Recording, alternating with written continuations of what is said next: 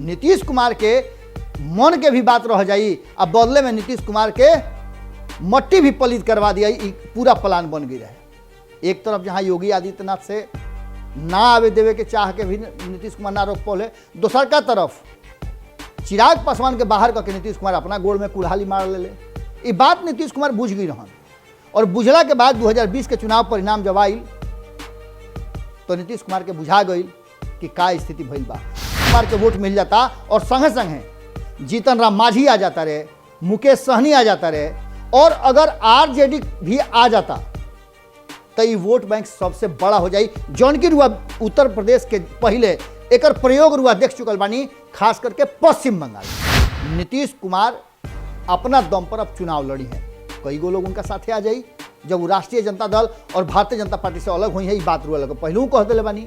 अब आंकड़ा देख ली कि जौना के ले करके भारतीय जनता पार्टी ने सख्त पकाइल बा, और नीतीश कुमार के छेड़ले के तो जरूर बा कि नीतीश कुमार कहीं ऐसा ना हो कि सरकार गिरे के डर से, कुर्सी के डर से, कुर्सी के फेरा में भारतीय जनता पार्टी के संगे संगे चले खातिर राजी रहो। पश्चिम बंगाल उदाहरण के रूप में सेट हो गई बा, और उदाहरण अगर उत्तर प्रदेश में सेट हो जाता तो नीतीश कुमार कहीं ना कहीं भारतीय जनता पार्टी खातिर बड़का थ्रेट बन जाए। नीतीश कुमार तो शुरुआत कर दिले वाले, और नीतीश कुमार जब खुद अपन मजबूत खूटा गाड़ करके सारा चीज अपना हैंडल में ले ले वाले, तो यह बात के तरफ इशारा हो रहा बा कि कहीं ना कहीं नीतीश कुमार पूरी तरह से तैयारी कर चुकल बा।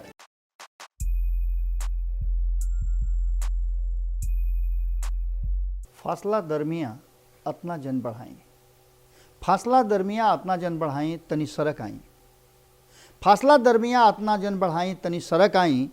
ख्वाब अभी ले देखता लोग, ख्वाब अभी ले देखता लोग, तनिको तो रहम खाई। गोड़ लागत नहीं हियरा से अभिनंदन बरोल के अपना कार्यक्रम जना के नाम है खूटा ठोक के। अब यह बात के लेकर के फिर रुआ लोग से जब कहब तो रुआ लोग यह बात खातिर फिर वह बात शुरू हो जाएगी कि आखिर कब हुई, कब ये परिवर्तन हुई, कब नीतीश कुमार आगे बढ़ी हैं, कब भारतीय जनता पार्टी से मोह भंग हुई। लेकिन उस समय आ गई बा, अब बहुत ज़्यादा देरी नहीं है।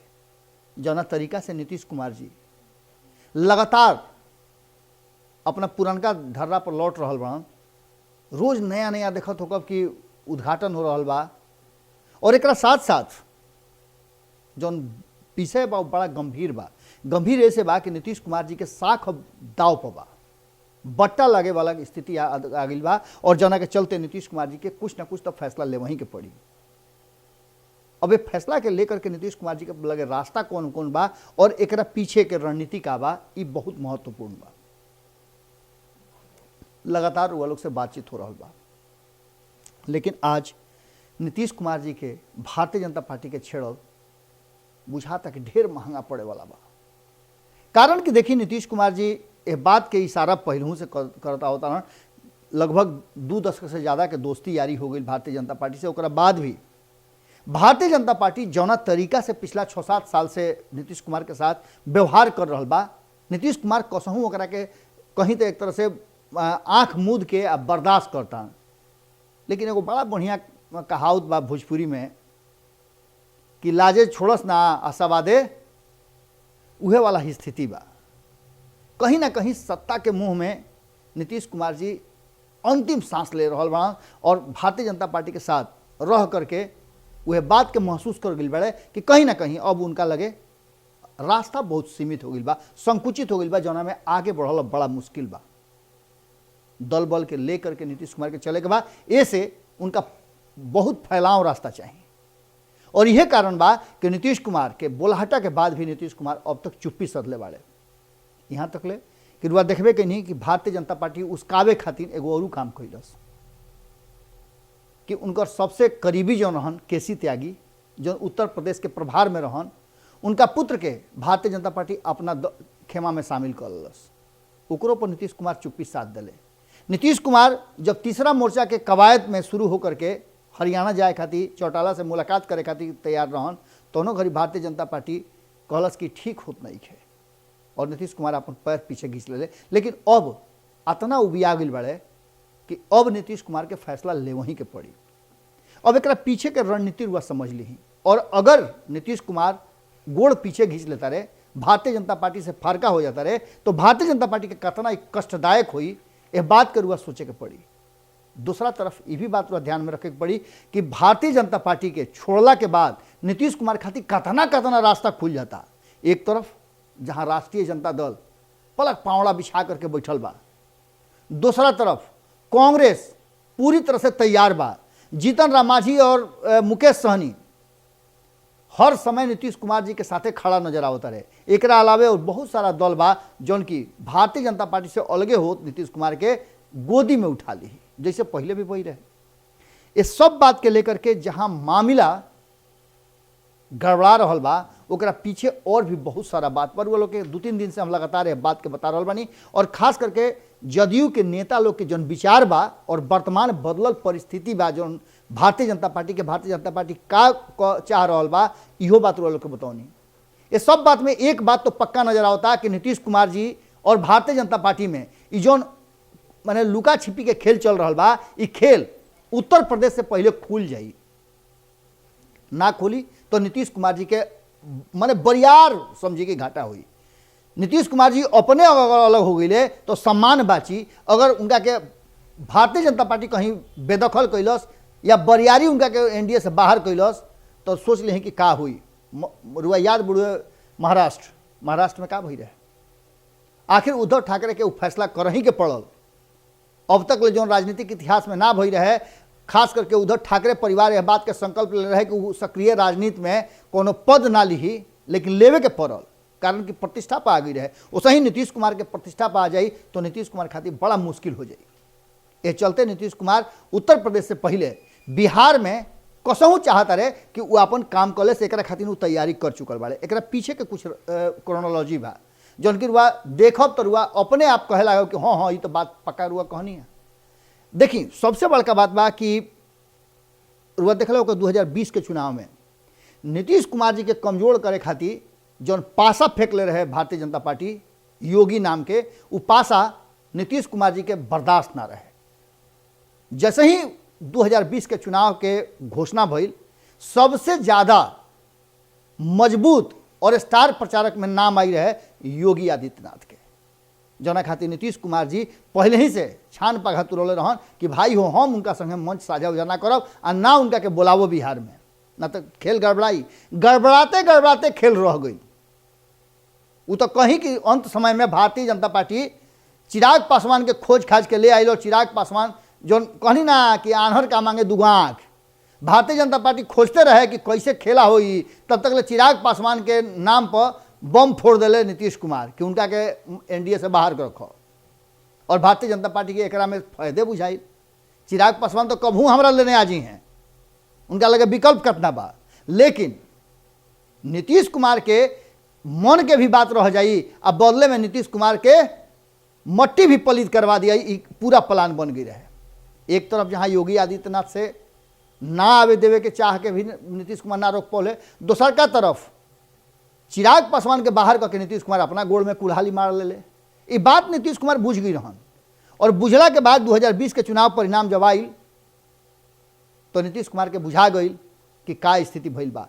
योगी आदित्यनाथ खास करके जो प्रचार कर रहे हन ओकरा में खास करके राजपूत समाज के जहाँ वोट के बैंक ज़्यादा रहे, जहाँ वो लोग के बहुलता रहे, ओजा ओजा जाके प्रचार के लिए। और एक अलावे और भी कई जगह ऐसा प्रचार के लिए जहाँ देखे के मिलल कि ओजा भारतीय जनता पार्टी के बढ़त जरूर भेटाइल, लेकिन कई जगह हार के भी सामना करे के पड़ल।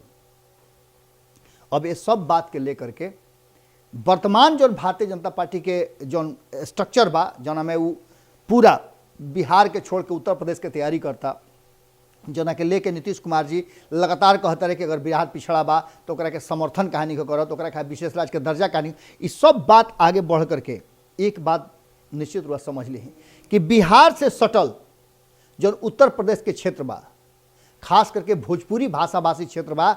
और रुआ याद हुई कि काल संपादक नमन मिश्रा जी जो खबर कैले रहन तो हमें स्पष्ट तरीका से बतौले रहन कि भोजपुरिया जो क्षेत्र बा, गोपालगंज, सारण, सिवान, कैमूर, ये सब जो क्षेत्र बा ये उत्तर प्रदेश से सटल बा।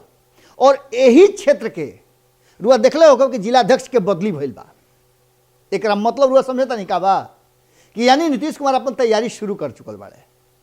उनका यह बात के एहसास हो गई बा कि उत्तर प्रदेश चुनाव से पहले अगर वो भारतीय जनता पार्टी से अपन पिंड नहीं छोड़ावत तो भारतीय जनता पार्टी उनका के बीचे राही छोड़ दी।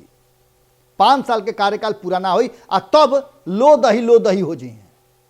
यानी कि सबके बुझा जाए कि नीतीश कुमार अब उन्हें से मारल खेदावल बाड़न, इनका संगे रहला में कोनो फायदा नहीं है। दूसर का तरफ नीतीश कुमार के एगो और ऑप्शन मिली कि अगर केहू साथ ना दी तो चुनाव में मजबूती के साथ अपन खूंटा गाड़ सकेले और ये बात कह सकेले कि कहीं ना कहीं नीतीश कुमार अपना दम पर अब चुनाव लड़ी हैं। कई गो लोग उनका साथे आ जाई जब वो राष्ट्रीय जनता दल और भारतीय जनता पार्टी से अलग हुई है। ये बात रुआ लगे पहलू कह दिले बानी। अब आंकड़ा देख ली कि जौना के ले करके भारतीय जनता पार्टी तनी सक पकाइल बा और नीतीश कुमार के छेड़ले के तो जरूर बा कि नीतीश कुमार कहीं ऐसा ना हो कि सरकार गिरे के डर से, कुर्सी के डर से, कुर्सी के फेरा में भारतीय जनता पार्टी के संगे संगे चले खातिर राजी रहस। लेकिन ओकरा से बड़ बात बा कि नीतीश कुमार जैसे भारतीय जनता पार्टी के संगे आगे बढ़े के सोची हैं वैसे ही उनका वोट बैंक बिगड़ जाई। पिछला चुनाव में रुआ पता बा और अगर आंकड़ा देखी तो उत्तर प्रदेश में जो नीतीश कुमार जी के लौकुश समीकरण बा ओकर वोट 12% बा और नीतीश कुमार खातिर समझी कि सोना में सुहागा बा। ये 12% उत्तर प्रदेश में वोट होना खास करके कुर्मी और कुशवाहा समाज के रुआ है बात के समझ लिए कि नीतीश लगे वो अस्त्र शस्त्र बा जना से कसहू वार कर सकेले। दोसर का तरफ मामला यह बात के तरफ पहुंच गई बा कि प्रधानमंत्री नरेंद्र मोदी और उनका इनपुट जौन बा भारतीय जनता पार्टी के वे बात के समझ गई बा, फाइनल समझ गई बा कि कहीं ना कहीं जौन स्थिति वर्तमान में बा ओकरा में भारतीय जनता पार्टी उत्तर प्रदेश में थोड़ा कमजोर जरूर भइल बा। योगी आदित्यनाथ वापस आई हैं ए पर संशय बन गई बा और एकरा में सबसे बड़ा गठजोड़ जौन हो रहा बा उ सबसे बड़ा वोटर बैंक के हो रहा बा। अगर उत्तर प्रदेश में आंकड़ा देखी तो दलित वोटर या 25% बाड़े जो उनकी निर्णायक भूमिका में बाड़े।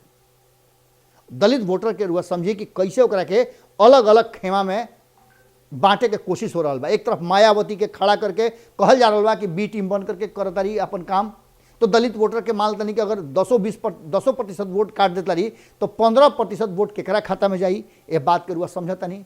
चिराग पासवान की जरूरत पड़ी और जब चिराग पासवान होने जाई हैं तो नीतीश कुमार इन्हें आई हैं। एकरा अलावे जीतन राम मांझी बाड़े, वो दलित के अपन बड़का के नेता कहेले। एकरा अलावे छोट छोट जो दल बाड़े वो दलित वोटर के अपना तरफ आकृष्ट करे के कोशिश करता रहे। लेकिन इस सब में ब्राह्मण और ठाकुर के साथ साथ जौन सवर्ण वोटर बाड़े वो इंतजार में बाड़े कि भारतीय जनता पार्टी के कोई विकल्प मिलो। ब्राह्मण वोटर 8%, ठाकुर वोटर 5% और बाकी के सवर्ण वोटर जन बाड़े तो 3% बाड़े। इस सब मिला के 16% हो जाता। अगर इस 16% और 10% दलित वोटर भी अगर भारतीय जनता पार्टी के संग चल जाता तो 26% होता। लेकिन उसके बावजूद भी एक बात वो मान के चली कि 31% वोट अभी भी माने पूरा एकदम मजबूती के साथ अखिलेश के साथ खड़ा बा। यादव वोटर और मुस्लिम वोटर, यादव वोटर के संख्या जौन बा वो 13% बा और मुस्लिम वोटर के संख्या 18% बा।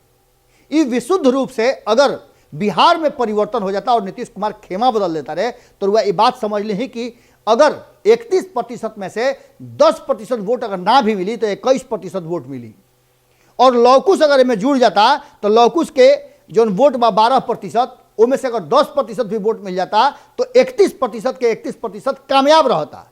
माने रुआ समझ गए नहीं आंकड़ा नू। 31% मुस्लिम और यादव वोटर MOI जो बिहार में चलेला वो MOI ओयो काम करे लगी। और ऐसा स्थिति में रुआ समझ ली कि 31% वोट में से अगर 21% वोट भी 10% इन्हें उन्हें छटकी हो जाता, बहक जाता, तब हूँ खास करके जौन तरीका अब के लिए अपनौले बाड़े अखिलेश यादव ओकरा के भारतीय जनता पार्टी काटे में अब तक असफल बा। आगे जौन होके अब एकरा में अगर नीतीश कुमार के वोट मिल जाता और संगे संगे जीतन राम मांझी आ जाता रहे, मुकेश सहनी आ जाता रहे और अगर RJD भी आ जाता तो ये वोट बैंक सबसे बड़ा हो जाई। जौन की रुआ उत्तर प्रदेश के पहले एक प्रयोग रुआ देख चुकल बानी, खास करके पश्चिम बंगाल में।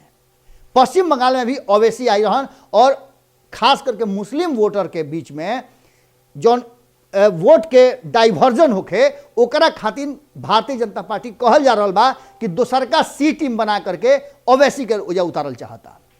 हालांकि बिहार में ओवैसी 5 को सीट काट करके कहीं ना कहीं तेजस्वी यादव के रास्ता तो कमजोर कइए दिले रहन, लेकिन अब स्थिति बा कि जौन बंगाल में भइल और मुस्लिम समाज भी बात समझ गई बा कि ओवैसी जौन बाड़े तो वोट कटवा हवे और 5 को सीट उनकर लेकर के ना विकास हो रहा बा ना कुछ वो क्षेत्र के हो रहा बा, तो वो क्षेत्र के जनता तो समझिए रहा बाड़ी कि का हो रहा बा।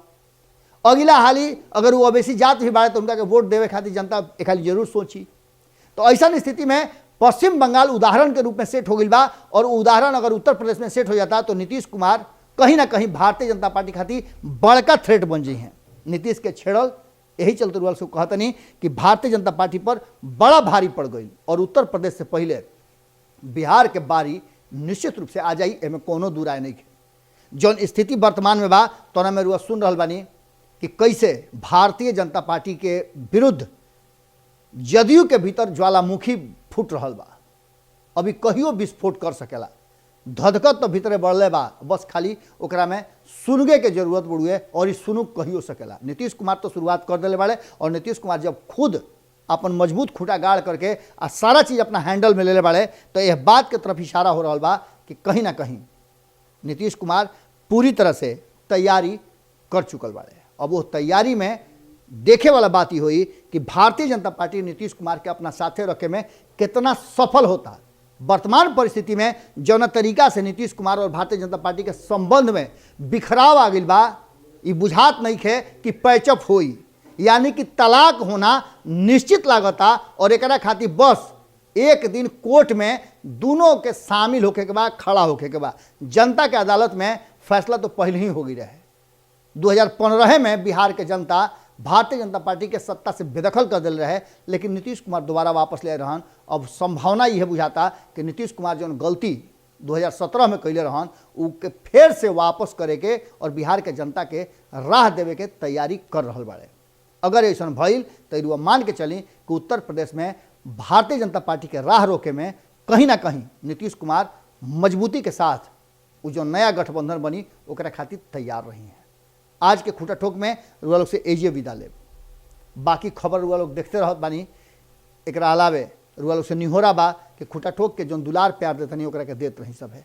सब्सक्राइब रुआ लोग करवाओत नहीं कि अपना हित न तक गुतिया पट्टार से ओकरा खातिर का करे के पड़ी, हमरा कई हाली नोह जोड़े के पड़ी, कई हाली हाथ जोड़े के पड़ी, रुआ लोग हमरा के बताई जरूर। कारण कि अगर भोजपुरी पिछुआ जाई तो 8वीं सूची में कैसे आई। गोड़ लागतनी।